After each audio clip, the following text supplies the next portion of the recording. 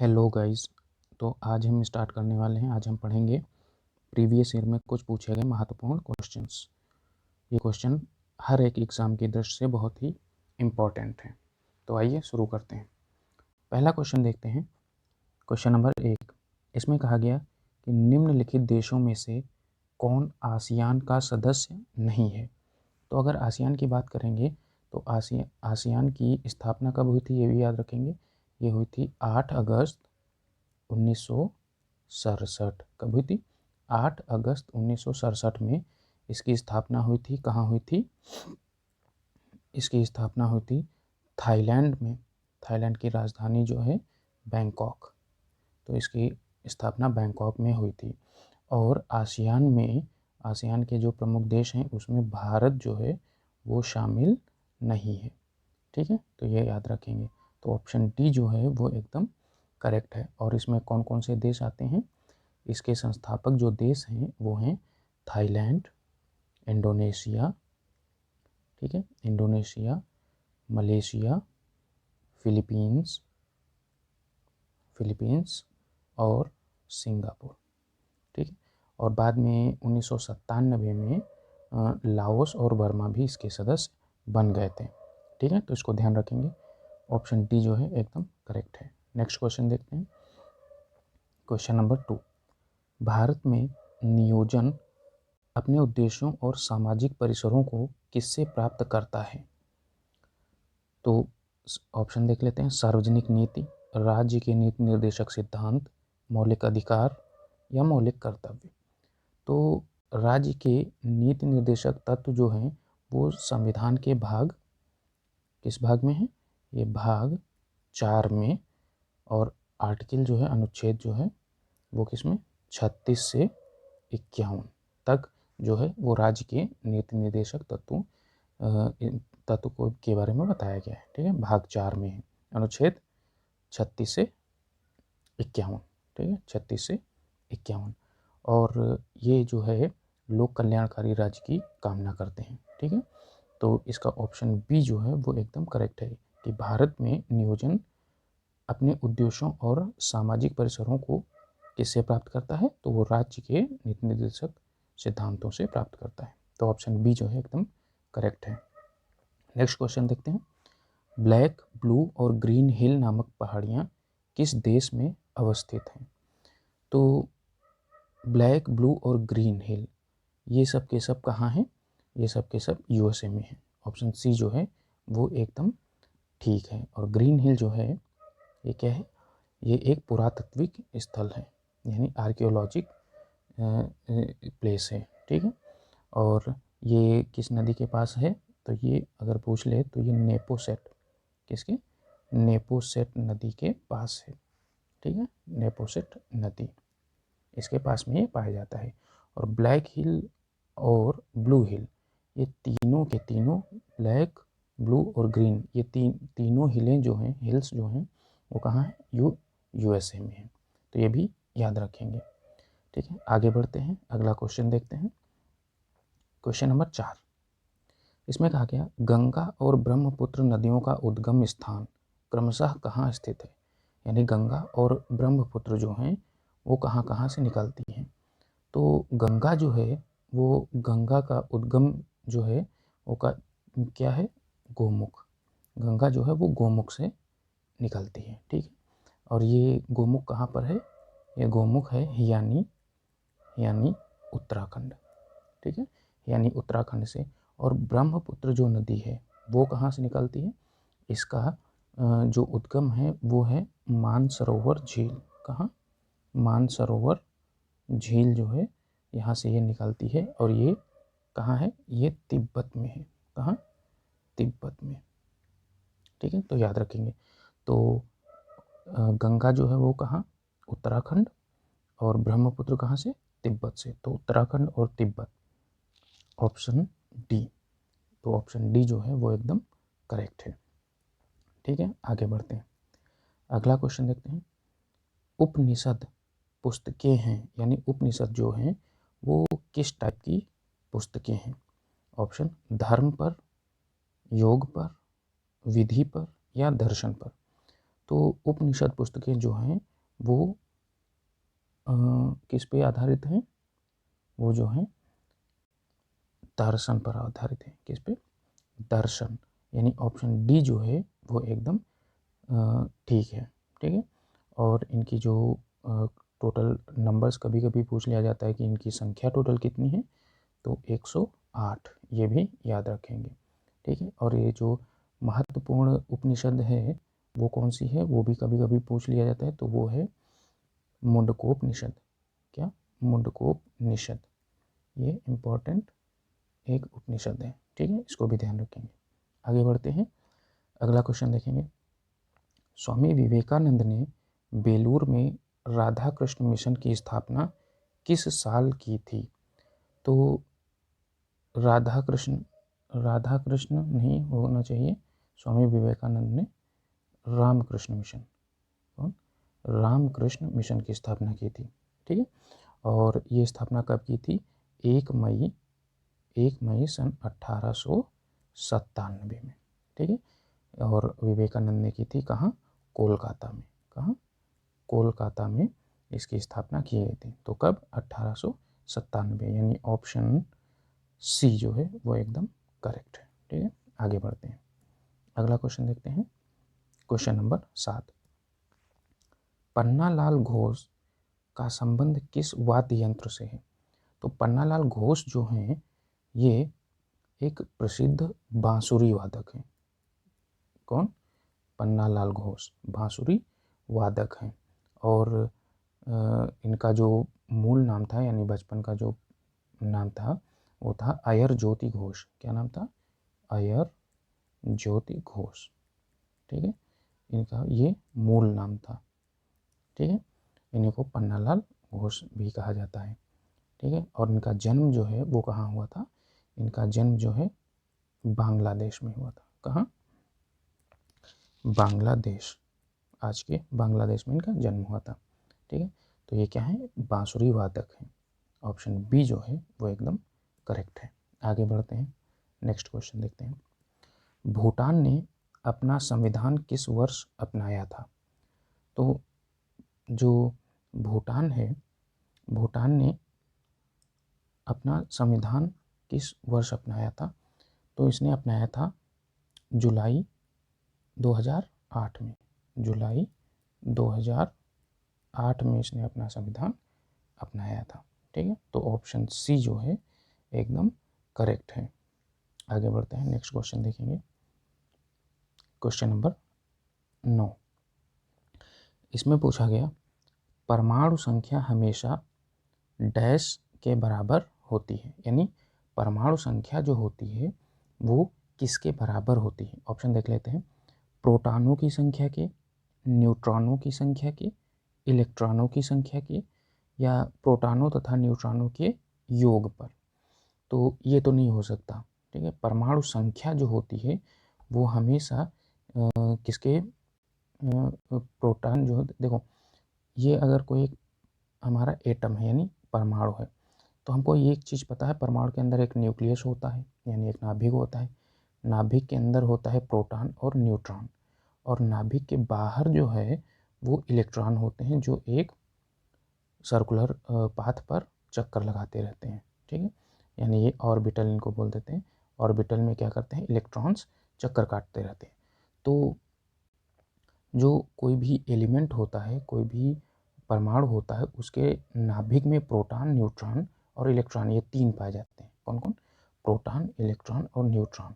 यही 3 चीज़ें जो हैं एक एटम के अंदर पाए जाते हैं। ठीक है। जो जिसमें प्रोटॉन और न्यूट्रॉन ये दोनों नाभिक के अंदर पाए जाते हैं, जबकि इलेक्ट्रॉन जो है वो नाभिक के बाहर होता है। ठीक है। एक वृत्ताकार पथ पे चक्कर लगाता रहता है। ठीक है। तो प्रोटॉनों की संख्या जो है, क्या? प्रोटॉनों की जो संख्या है वो हमेशा किसके बराबर होती है? प्रोटॉनों की परमाणु संख्या जो होता है वो हमेशा प्रोटॉनों की संख्या के बराबर होता है। यानी जितने इसके अंदर प्रोटॉन होंगे वही उसका परमाणु संख्या होगी, यानी एटॉमिक नंबर। एटॉमिक नंबर वही उसका होता है। या हम यूँ कहें कि जो किसी भी एलिमेंट यानी किसी भी जो तत्व का एटॉमिक नंबर यानी परमाणु संख्या जो होता है वही उतने ही उसमें प्रोटॉन पाए जाते हैं। तो ऑप्शन ए जो है वो एकदम करेक्ट है कि परमाणु संख्या हमेशा प्रोटॉनों की संख्या के बराबर होता है। ठीक है, ध्यान रखेंगे। आगे बढ़ते हैं नेक्स्ट क्वेश्चन। अगर आगे बढ़ते हैं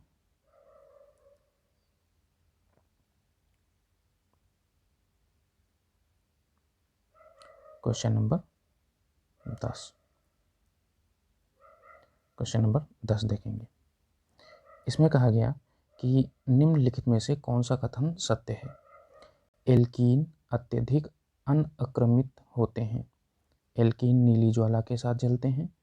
एल्केन पीली ज्वाला के साथ जलते हैं। तो इनमें से कौन सा सही है। ठीक है, देख लेते हैं। केवल ए और बी, केवल ए और सी, केवल बी और सी, या फिर इनमें से सभी। तो देखते हैं एल्कीन जो होता है, एल्कीन देखो सबके सामान्य सूत्र भी कभी कभी पूछे जाते हैं। अगर हम एल्केन की बात करेंगे तो एल्केन का सामान्य सूत्र जो होता है, जनरल फॉर्मूला, वो होता है CnH2n+2।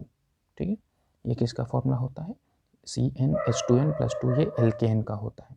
अगर हम एल्कीन की बात करें तो एल्कीन का फॉर्मूला होता है CnH2n। ठीक है, ये किसका होता है, ये एल्कीन का होता है। और एक और होता है एल्काइन। एल्काइन का फॉर्मूला जो होता है वो होता है CnH2n-2। ठीक है, सब में दो दो कम करते चले जाते हैं। एल्केन का फॉर्मूला याद रखेंगे, उसी में से दो कम कर देंगे तो एल्कीन का बन जाएगा, और दो कम कर देंगे तो वो एल्काइन का बन जाएगा। ठीक है, अब आते हैं क्वेश्चन में। क्वेश्चन कहा गया कि इनमें से कौन से कथन सत्य हैं। इनमें से कौन से कथन सत्य हैं। तो पहला कथन कह रहा है कि एल्कीन अत्यधिक अनअक्रमित होते हैं। एल्कीन नीली ज्वाला के साथ जलते हैं और एल्केन पीली ज्वाला के साथ जलते हैं। तो इनमें कौन सा सही हो सकता है भाई, ऑप्शन देख लेते हैं। केवल ए और बी, तो इसका जो ऑप्शन डी जो है, यानी ऑप्शन डी जो है, यानी चौथा ऑप्शन जो है ABC, इसमें सारे सही है। ऑप्शन 4 एकदम ठीक है, ABC सभी। यानी एल्कीन जो है अत्यधिक अनक्रमित होता है, एल्कीन नीली ज्वाला के साथ जलता है, और एल्केन जो है वो पीली ज्वाला के साथ जलता है, यानी सारे सही हैं। आगे बढ़ते हैं, नेक्स्ट क्वेश्चन देखेंगे। Question number 11। भारतीय संविधान का कौन सा स्तंभ उसका अंतिम विख्याता है। ठीक है, तो अंतिम विख्याता कौन सा है, भारतीय संविधान का कौन सा स्तंभ है अंतिम विख्याता है। ऑप्शन कार्यपालिका, विधायिका, यहाँ विधायकी ये लिखा है, विधायिका होना चाहिए, न्यायपालिका, या इनमें से कोई नहीं। तो भारतीय संविधान जो है उसमें न्याय के लिए न्यायपालिका जो है, न्यायपालिका को क्या किया गया है, स्वतंत्र रखा गया है। ठीक है, और ये 3 स्तर पर काम करता है। न्यायपालिका 3 स्तर पर काम करता है। ठीक है, कौन कौन सा, सबसे ऊपर होता है उच्चतम न्यायालय, जिसको सुप्रीम कोर्ट कहते हैं। ठीक है, फिर उसके नीचे आता है उच्च न्यायालय, जिसको हम लोग हाई कोर्ट बोलते हैं। फिर आता है डिस्ट्रिक्ट कोर्ट, जिला न्यायालय। ठीक है, तो सबसे ऊपर है उच्चतम न्यायालय यानी सुप्रीम कोर्ट, फिर हाई कोर्ट, फिर डिस्ट्रिक्ट कोर्ट। तो इसमें जो है पूछा क्या गया था, भारतीय संविधान का कौन सा स्तंभ उसका अंतिम विख्याता है। तो न्यायपालिका जो है इन सबसे स्वतंत्र रखा गया, तो यही इसका ऑप्शन सी जो है एकदम करेक्ट है। ठीक है, तो ध्यान रखेंगे। आगे बढ़ते हैं, अगला क्वेश्चन देखेंगे। Question number 12। कौन से संविधान संशोधन अधिनियम ने पंचायतों को संवैधानिक मान्यता दी। तो पंचायतों को संवैधानिक मान्यता जो है वो 73वें संविधान संशोधन 1993 में जो हुआ था, संविधान संशोधन 73वां, उसमें जो है एक 11वीं अनुसूची, कौन सी अनुसूची, 11वीं अनुसूची में पंचायती को, जो पंचायती होते हैं उनको संविधान में मान्यता दी गई थी। किसको, पंचायत को। तो पंचायतें जो हैं इनको 11वीं अनुसूची पंचायतों को किसमें, पंचायतों को 11वीं अनुसूची में 73वें संविधान संशोधन 1993 के जरिए इसमें जोड़ा गया था, मान्यता दी गई थी। तो ऑप्शन बी जो है वो एकदम करेक्ट है। 73वें संविधान संशोधन अधिनियम के द्वारा पंचायतों को संवैधानिक मान्यता दी गई थी। आगे बढ़ते हैं, अगला क्वेश्चन देखेंगे। निम्नलिखित में से कौन सा मानव के उत्सर्जन तंत्र में सम्मिलित नहीं है? तो उत्सर्जन तंत्र में सम्मिलित नहीं है तो देख लेते हैं। वृक्क का एक जोड़ा, मूत्र वाहिनी का एक जोड़ा, उदर या मूत्राशय।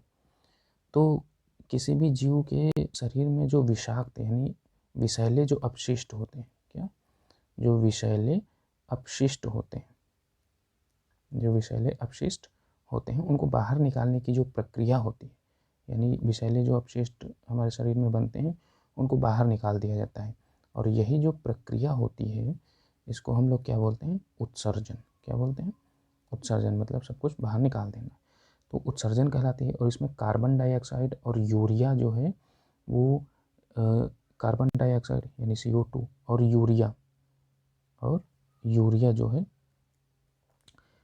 जो है वो क्या करते हैं, यूरिया जो है लीवर में जो प्रोटीन होते हैं उनका के अपघटन से बन जाते हैं। ठीक है, तो प्रोटीन जो है जो यूज़ नहीं होते हैं उनकी मदद से CO2 और यूरिया ये सब उसी में बनते हैं लीवर में। ठीक है, और कार्बन डाइऑक्साइड जो होता है वो श्वसन प्रक्रिया से ही पैदा होता है। ठीक है, यानी श्वसन प्रक्रिया का मतलब है जो हम सांस छोड़ते हैं उसी में CO2 बनती है, सांस लेते हैं जो लेने में जो ऑक्सीजन अंदर जाती है और कार्बन जो है हमारे शरीर में मौजूद रहता है तो वहीं मिल करके CO2 बन जाता है, शरीर के अंदर बनता है। ठीक है, तो इसका ऑप्शन सी जो है वो एकदम ठीक है। उदर जो है वो एकदम भी उत्सर्जन तंत्र में सम्मिलित नहीं है। वृक्क यानी किडनीज आपके जो ब्लड होता है उसको फिल्टर करते हैं और जो यूरिन है, यूरिया जो है उसको अलग करते हैं। मूत्र वाहिनी जो है इनका भी यूज़ होता है। ये जो मल होता है, जो विषैले अपशिष्ट होते हैं उनको मूत्राशय तक पहुंचाता है और यहाँ पर ये स्टोर हो जाता है। ठीक है, तो इसको ध्यान रखेंगे। उधर जो है वो इनका हिस्सा नहीं है उत्सर्जन तंत्र का। आगे बढ़ेंगे, अगला क्वेश्चन देखते हैं। क्वेश्चन नंबर 14, इसमें कहा गया किस प्रक्रम द्वारा कुछ पदार्थ जैसे कार्बन डाइऑक्साइड अथवा ऑक्सीजन कोशिका झिल्ली के आर पार आ जा सकते हैं। तो कौन सा ऐसा ये प्रक्रम है, कौन सा ऐसा मेथड है जिसके द्वारा कार्बन डाइऑक्साइड और ऑक्सीजन, कार्बन डाइऑक्साइड या फिर ऑक्सीजन कोशिका झिल्ली के आर पार आ जा सकते हैं। ऑप्शन देख लेते हैं। जीव द्रव्य, अवसादन, विसरण या फिर स्वेदन। तो कोशिका जो झिल्ली है उसके आर पार आने जाने के लिए किसको, CO2 या O2 यानी कार्बन डाइऑक्साइड या फिर ऑक्सीजन का आर पार आने जाने में क्या करता है, आने जाने के लिए उसमें उसकी मदद करता है। ठीक है, यानी आर पार आने जाने का जो प्रोसेस है वो क्या कहलाता है, तो वो विसरण कहलाएगा। किसी भी झिल्ली के थ्रू या कोई भी फिल्टर के थ्रू किसी लिक्विड या गैस का आर पार जाना विसरण कहलाता है। ठीक है, तो ऑप्शन सी जो है वो एकदम करेक्ट है। अगला क्वेश्चन देखते हैं, क्वेश्चन नंबर 15। संयुक्त राज्य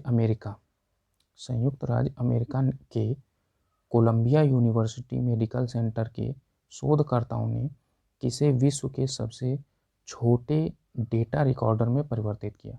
यानी कोलंबिया यूनिवर्सिटी में शोधकर्ताओं ने, यानी मेडिकल सेंटर के जो शोधकर्ता हैं उन्होंने विश्व के सबसे छोटा डेटा रिकॉर्डर में परिवर्तित किया है।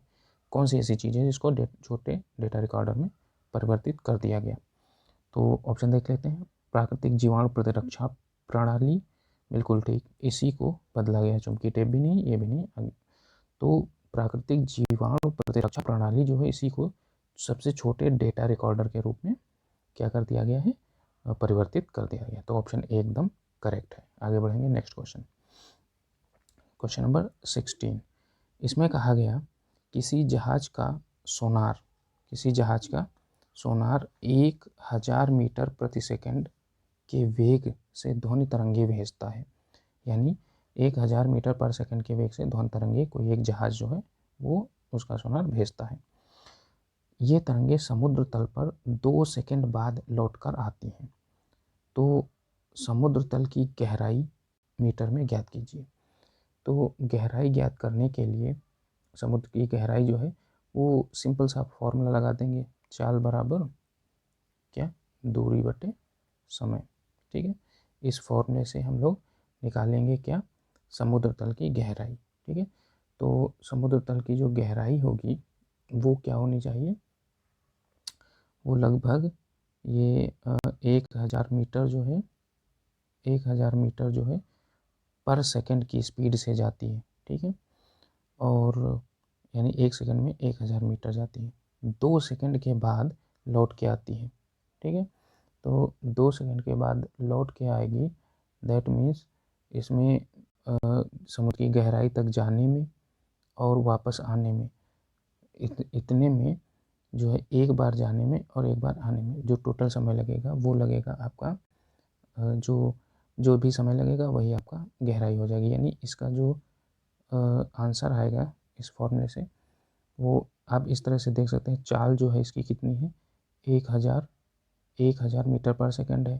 ठीक है, डिस्टेंस जो है एक बार जाएगा समुद्र की गहराई में, अगर x मान लिया जाए डिस्टेंस यानी गहराई जो है, तो एक बार नीचे x जाएगा, एक बार वापस आएगा, यानी डिस्टेंस टोटल कितनी हो जाएगी, x और x 2x। ठीक है, 2x इसकी क्या हो जाएगी, डिस्टेंस हो जाएगी। ठीक है, और निकालना क्या है, और आपको इसकी डिस्टेंस निकालना है। ठीक है, समय जो है वो मान लेते हैं x। ठीक है, तो आपको क्या करना है, समय जो है माफ़ कीजिएगा, x नहीं, समय कितना दे रखा है, समय दे रखा है आपका 2 सेकंड। ठीक है, तो समय आपका 2 सेकंड दे रखा है, तो यहाँ से 2 और 2 कैंसिल आउट हो जाएगा, तो x की वैल्यू क्या पता चल गई, x की वैल्यू 1000 आ गई, और यही जो है x जो है वो उसकी गहराई मानी गई थी। यानी समुद्र की गहराई कितनी होगी, 1000 मीटर होगी, यानी ऑप्शन सी जो है वो एकदम करेक्ट है। आगे बढ़ेंगे, अगला क्वेश्चन, यदि पृथ्वी की सतह पर गुरुत्वीय त्वरण g है तो इस ग्रह जिसका द्रव्यमान पृथ्वी के द्रव्यमान के बराबर तथा त्रिज्या पृथ्वी की त्रिज्या की आधी हो, उस पर गुरुत्वीय त्वरण क्या होगा। तो एक जो मान लेते हैं कि पृथ्वी जो है उसका गुरुत्वीय त्वरण g है, और एक पृथ्वी के जैसा ही एक दूसरा प्लैनेट है, दूसरा ग्रह है, और जिसका द्रव्यमान यानी मास जो है उसका पृथ्वी के मास के बराबर है। ठीक है, द्रव्यमान उसके बराबर, लेकिन त्रिज्या जो है पृथ्वी की त्रिज्या की आधी है, यानी हाफ है। ठीक है, तो त्रिज्या अगर आधी है तो फिर उसका गुरुत्वीय त्वरण क्या होगा, गुरुत्वीय त्वरण पर क्या फ़र्क पड़ेगा। तो ये क्या हो जाएगा, तो फॉर्मूला लगा करके ये फॉर्मूला लगाएंगे, g equals to m upon r square, ये फॉर्मूला लगाएंगे, और इस फॉर्मूले से आपको पता चल जाएगा कि उसकी ग्रेविटी 4 गुना होनी चाहिए, कितना, 4 गुना, 4r होनी चाहिए, पृथ्वी की त्रिज्या के 4 गुना गुरुत्वीय त्वरण होगा। ठीक है, तो ऑप्शन जो डी है वो एकदम करेक्ट है। इस फॉर्मूले से क्या निकलेगा, जो पृथ्वी की का वो उस दूसरे प्लैनेट का जो गुरुत्वीय त्वरण है स्मॉल g, वो पृथ्वी के गुरुत्वीय त्वरण से 4 गुना होगा। ठीक है, यानी 4g, ऑप्शन डी एकदम करेक्ट है। आगे बढ़ेंगे, अगला क्वेश्चन देखते हैं, क्वेश्चन नंबर 18, बादलों तथा पृथ्वी अथवा विभिन्न बादलों के बीच विद्युत विसर्जन के कारण उत्पन्न होता है। तो उसमें क्या उत्पन्न होता है, बादलों और पृथ्वी अथवा विभिन्न बादलों के बीच जो विद्युत उत्सर्जन होता है उसके कारण क्या उत्पन्न होता है, तड़ित, झंझावात, चक्रवात, तड़ित या वायु। तो तड़ित जो है ऑप्शन सी एकदम ठीक है। तड़ित को हम लोग क्या बोलते हैं, तड़ित को ही हम लोग एक तरह से क्या बोलते हैं, बिजली चमकना, है ना, बिजली, जो बादलों में बिजली चमकती है वो वही जो होती है बिजली का जो चमकना। ठीक है, वही विद्युत विसर्जन के कारण उत्पन्न होती है बादलों में। ठीक है, तो ऑप्शन सी एकदम करेक्ट है। आगे बढ़ते हैं, क्वेश्चन नंबर 19। खालिस्तान का उद्देश्य भारत को वैश्विक सूचना प्रौद्योगिकी की एक महाशक्ति बनाना है। यानी कौन सा उद्देश्य भारत को वैश्विक सूचना प्रौद्योगिकी का एक महाशक्ति बनाना है? ऑप्शन देख लेते हैं, NIC नेस्कॉम, सूचना प्रौद्योगिकी विभाग, या फिर स्टेट बैंक ऑफ इंडिया। तो सूचना प्रौद्योगिकी विभाग ये जो है इसका काम है कि इंडिया को प्रौद्योगिकी में एक महाशक्ति बनाना। ठीक, इंजीनियरिंग में। तो ऑप्शन सी जो है वो एकदम करेक्ट है। आगे बढ़ते हैं, अगला क्वेश्चन देखेंगे। मानस अभ्यारण्य कहाँ है? यानी जो मानस नेशनल पार्क है वो कहाँ है? वो है असम में। कहाँ? असम। यानी ऑप्शन बी जो है एकदम करेक्ट है। आगे बढ़ते हैं, क्वेश्चन नंबर 21। रानी की वाव जो कि यूनेस्को की विश्व विरासत स्थल सूची में है, कहाँ स्थित है? यानी यूनेस्को की विश्व विरासत स्थल की सूची में क्या है? रानी की वाव है। और ये कहाँ स्थित है? ये आपके गुजरात में स्थित है। यानी ऑप्शन डी जो है वो एकदम करेक्ट है। आगे बढ़ते हैं, नेक्स्ट क्वेश्चन। वाष्पीकरण और द्रवण की संयुक्त प्रक्रिया को क्या कहा जाता है? तो वाष्पीकरण और द्रवण, यानी वाष्पीकरण वेपोरेशन और द्रवण जो है इसको क्या कहा जाता है? क्रिस्टलाइजेशन, क्रिस्टलीकरण, उत्पादन, आसवनीकरण या वर्णलेखन। तो वाष्पीकरण और द्रवण का जो प्रोसेस होता है वो आसवनीकरण, डिस्टिलेशन कहलाता है। यानी ऑप्शन सी जो है वो एकदम करेक्ट है। ठीक है, आगे बढ़ेंगे, ऑप्शन सी ठीक है। Question number 23। डोलोमाइट जो है किस धातु का अयस्क है? तो डोलोमाइट जो है, ऑप्शन देखते हैं, पोटेशियम बिल्कुल नहीं, एल्यूमिनियम का भी नहीं है, स्ट्रांशियम का भी नहीं, कैल्शियम का। अगर मैग्नीशियम ऑप्शन में होता तो मैग्नीशियम भी लगा सकते थे। ठीक है, तो डोलोमाइट जो है कैल्शियम का एक अयस्क है। आगे बढ़ेंगे, नेक्स्ट क्वेश्चन देखते हैं। अगला क्वेश्चन, इंदिरा सागर बांध कहाँ स्थित है? तो इंदिरा सागर बांध ये कहाँ स्थित है? ये आपके मध्य प्रदेश में स्थित है। कहाँ? मध्य प्रदेश में। तो ऑप्शन डी जो है वो एकदम करेक्ट है।